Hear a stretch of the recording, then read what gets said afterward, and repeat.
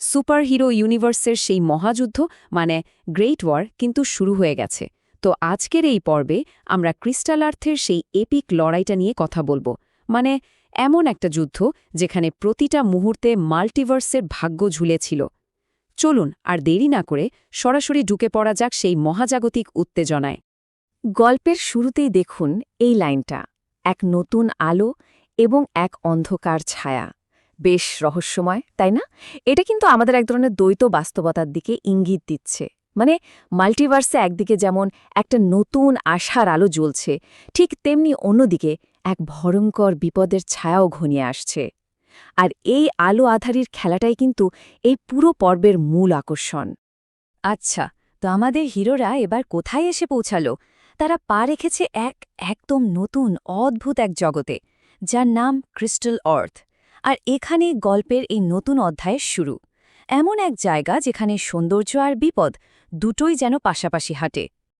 তো গ্রিন আর্থের সেই বিশাল যুদ্ধের পর আমরা তো জানি মেইন অ্যানিমেন আর তৌফিক এখন দলের লিডার। আর তাদের সবচেয়ে বড় শক্তিটা কি?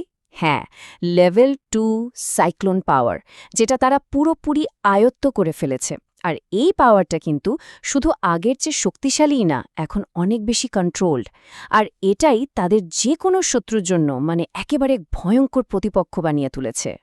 একবার ভাবুন তো জায়গাটা, ক্রিস্টাল আর্থ, একদিকে কাঁচের মতো চকচকে বিশাল বিশাল পাহাড়, আর পায়ের নিচে হীরের মতো শক্ত মাটি। কি অসাধারণ সুন্দর, তাই না? কিন্তু এই সৌন্দর্যের ওপরই নেমে এসেছে এক অন্ধকার ছায়া। কারণ এখানে এসে হাজির হয়েছে তিনজন মারাত্মক শক্তিশালী ভিলেন, সাইফ ভজন দাস, আদিয়ান জামান আর চেন উইন। এই যে সৌন্দর্য আর বিপদ, এই কন্ট্রাস্টটাই কিন্তু এই গ্রহের মূল থিম। আচ্ছা, হিরোদের কথা তো হলো, এবার একটু ভিলেনদের দিকটা দেখা যাক। কি বলেন, তাদের প্ল্যানটা আসলে কি ছিল, আর কিভাবে তারা তাদের প্রথম মানে সেই বিধ্বংসী অ্যাটাকটা করল, যেটা আমাদের হিরোদের এক মুহূর্তের মধ্যে একেবারে ব্যাকফুটে ঠেলে দিয়েছিল। আর দেখুন, মূল ভিলেন সাইফ ভোজন দাস কিন্তু কোনো রাগঢাক করছে না, সরাসরি তার উদ্দেশ্য জানিয়ে দিচ্ছে। কি বলছে সে? তোমরা যতই লড়ো, আমার সাম্রাজ্য থামানো যাবে না। এই একটা কথা থেকেই কিন্তু তার অহংকার আর ক্ষমতার দম্ভটা পরিষ্কার বোঝা যায়। মানে তার কাছে কোনো নেগোসিয়েশন বা আপোষের ব্যাপারই নেই, লক্ষ্য শুধু একটাই, এক অপ্রতিহত সাম্রাজ্য তৈরি করা। আর ঘোষণার সাথে সাথেই শুরু হয়ে গেল আক্রমণ। আর এটা কিন্তু কোনো সাধারণ মারামারি ছিল না। চেন উইন তার পাড় দিয়ে ক্রিস্টালের পাহাড়গুলোকেই জীবন্ত করে তুলল। আদিয়ান জামান ডেকে আনল এক ভয়ঙ্কর ডার্ক ক্রিস্টাল স্টোম। আর তাদের যে ডেমন আর্মি, তারা ক্রিস্টালের ধারালো সব টুকরো দিয়ে হামলা শুরু করল। মানে এটা ছিল একটা পুরো দস্তুর কোঅর্ডিনেটেড এনভায়রনমেন্টাল অ্যাটাক। তো এত ভয়ঙ্কর একটা অ্যাটাকের মুখে আমাদের হিরোরা কি করল? তারা কিভাবে পাল্টা জবাব দিল? চলুন এবার সেটাই দেখি। কারণ এখানেই কিন্তু তাদের টিম ওয়ার্ক আর শক্তির আসল পরীক্ষাটা শুরু হতে যাচ্ছে। মেইন অ্যানিম্যান কিন্তু 1 সেকেন্ডের সময় নষ্ট করল না, সাথে সাথে কাজে লেগে পড়ল। সে তার স্পিডকে কাজে লাগিয়ে সাইক্লোন ড্যাশের মাধ্যমে অ্যাটাকগুলো ডজ করতে লাগল, আর পর মুহূর্তেই লাইটনিং স্ট্রাইক দিয়ে পাল্টা জবাব। মানে তার গতি আর শক্তি দুটোই ছিল দেখার মতো। আর অন্যদিকে আছে তৌফিক। তার ফাইটিং স্টাইলটা কিন্তু একটু অন্যরকম। সে ব্যবহার করল তার উইন্ড স্ল্যাশ, আর সেই এক আঘাতে একেবারে নিখুঁত টার্গেটে একসাথে 3 জন ডেমনকে ফেলে দিল। তার এফিসিয়েন্সি আর পাওয়ার দুটোই তাকে এক মারাত্মক যোদ্ধায় পরিণত করেছে। তবে কি জানেন, তাদের আসল শক্তিটা কিন্তু লুকিয়ে আছে একসাথে অ্যাট্যাক করার মধ্যে, আর সেটারই নাম হলো সাইক্লোন মোড। এটা কিন্তু সাধারণ কোনো পাওয়ার নয়, এটা হলো 2 অ্যানিম্যানের কম্বাইন্ড পাওয়ার। তারা একসাথে মিলে এমন এক বিশাল টর্নেডো তৈরি করতে পারে, যা কিনা ওই ক্রিস্টালের পাহাড়গুলোকেও ভেঙে গুড়িয়ে দিতে পারে। আর এটাই তাদের সবচেয়ে বড় অস্ত্রগুলোর একটা। তবে অ্যানিম্যানরা কিন্তু একা লড়ছে না, তাদের সাপোর্টে আছে এক অসাধারণ টিম। যেমন ধরুন সাকিন, যে কিনা তার সোলার গ্যালাক্সি মোড দিয়ে প্রায় একটা নক্ষত্রের শক্তিকে মাঠে নামিয়ে আনে।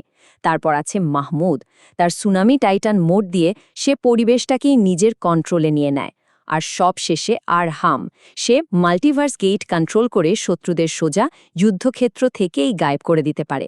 বুঝতেই পারছেন, এই টিমওয়ার্কটাই তাদের প্রায় অজেয় করে তুলেছে। আর এবার লড়াইটা পৌঁছালো তার ক্লাইম্যাক্সে। দুই অ্যানিম্যান এবার সরাসরি মুখোমুখি হল মূল ভিলেন সাইফ ভজন দাসের। এই লড়াইটাই ঠিক করে দেবে যুদ্ধের ফল কি হবে। আর সাইফ যখন নিজে যুদ্ধের ময়দানে নামল তখন যেন পুরো পরিবেশটাই পাল্টে গেল। তার শক্তি আগের থেকে বহুগুণ বেড়ে গেছে, আর তার চোখ দুটো লাল শক্তিতে জ্বলজ্বল করছে। এটা দেখেই বোঝা যাচ্ছে সে এবার আর কোনো ছাড় দেবে না। সাইফ তার প্রথম চালটা চালল, একটা ভয়ঙ্কর মাইন্ড ব্লাস্ট, মানে সরাসরি মানসিক আক্রমণ। কিন্তু আমাদের হিরোরাও তৈরি ছিল। মেইন অ্যানিমেন্ট সাথে সাথে তার থান্ডারস্টর্ম শিল্ড তৈরি করল, আর তৌফিক তৈরি করল সাইক্লোন ব্যারিয়ার। দুটো মিলে সে অ্যাট্যাকটাকে আটকে দিল। মানে এখানে অ্যাট্যাক আর ডিফেন্সের একটা দারুণ কম্বিনেশন দেখতে পাই আমরা। আর ডিফেন্স করার পরেই শুরু হলো কাউন্টার অ্যাট্যাক। প্রথমে মেইন অ্যানিম্যাল অ্যাট্যাক করল লাভা আর থান্ডারস্টর্মের এক কম্বো দিয়ে, আর ঠিক তার পরপরই তৌফিক অ্যাট্যাক করল বরফ আর আলোর কম্বো দিয়ে।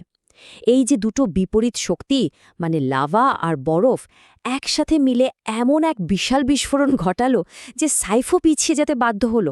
এটা তাদের পারফেক্ট টিম ওয়ার্কের একটা অসাধারণ উদাহরণ। তো যুদ্ধটা এবার প্রায় শেষের দিকে। চলুন দেখি ভিলেনরা শেষ পর্যন্ত কিভাবে পিছু হাঁটল, আর এই জয়ের পর ঠিক কি হলো।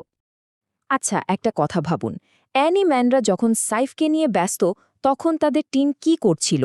তারাও কিন্তু বসেছিল না। আরহাম চেন উইনের টাইম স্টপিং পোর্টালটা ভেঙে চুরমার করে দেয়, আর ওদিকে সাকিন তার সোলার গ্যালাক্সির শক্তি দিয়ে আদিয়ানের সে ডার্ক স্টর্মটাকে একেবারে শেষ করে দেয়। মানে পুরো দল মিলেই কিন্তু এই জয়টা ছিনিয়ে এনেছে। আর তারপর এলো সেই ফাইনাল ব্লো। দুই অ্যানিম্যান তাদের সব শক্তি এক করে ব্যবহার করল সাইক্লোন থান্ডার ফাইনাল স্ট্রাইক। বজ্র আর ঘূর্ণিঝড়ের এই মিলিত শক্তি এতটাই বিধ্বংসী ছিল যে ভিলেনদের পালানো ছাড়া আর কোনো উপায় ছিল না। তবে পালিয়ে যাওয়ার আগে সাইফ একটা কথা বলে গেল, তোমরা জিতেছ, কিন্তু যুদ্ধ শেষ নয়। এই কথাগুলো কিন্তু বিজয়ের আনন্দের মধ্যেও একটা চিন্তার ছাপ রেখে যায়। সে পরিষ্কার করে দিয়ে গেল যে এটা হয়তো একটা ব্যাটেলের শেষ, কিন্তু আসল ওয়ার এখনও বাকি। আর ঠিক যেমনটা সে বলল, সাইফ একটা বিশাল পোর্টাল খুলে তার দলবল নিয়ে অন্য এক অজানা গ্রহে পালিয়ে গেল।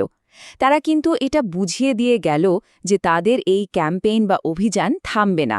মানে এটা তাদের জন্য একটা ট্যাকটিক্যাল রিট্রিট ছিল, ফাইনাল ডিফিট নয়।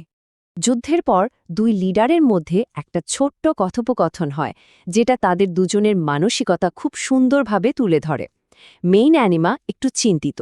সে বলছে ওরা আরও শক্তিশালী হয়ে ফিরবে, কিন্তু তৌফিকের উত্তরে ছিল আত্মবিশ্বাস। সে বলল, ততদিনে আমরাও আরও শক্তিশালী হব। এই কথাটাই যেন ভবিষ্যতের জন্য একটা আশা জাগিয়ে রাখে। ক্রিস্টাল আর্থ ধীরে ধীরে শান্ত হয়ে আসছে। আকাশে আবার আলো ফুটে উঠছে, কিন্তু অনেক দূরে মহাকাশের গভীরে একটা নতুন গ্রহের ছায়া দেখা যাচ্ছে। আর এটাই যেন আমাদের বলে দিচ্ছে যে এই যাত্রা এখনো শেষ হয়নি, এখনো অনেক পথ বাকি। আর শেষ পর্যন্ত এই প্রশ্নটাই কিন্তু আমাদের সবার জন্য থেকে যায়, মাল্টিভার্সকে বাঁচানোর এই যুদ্ধ, এর শেষটা আসলে কোথায়? এটা কি আদৌ কখনো শেষ হবে, নাকি এটা একটা অন্তহীন যাত্রার সবেমাত্র শুরু? এর উত্তর হয়তো আমরা পরের অধ্যায়েই পাব।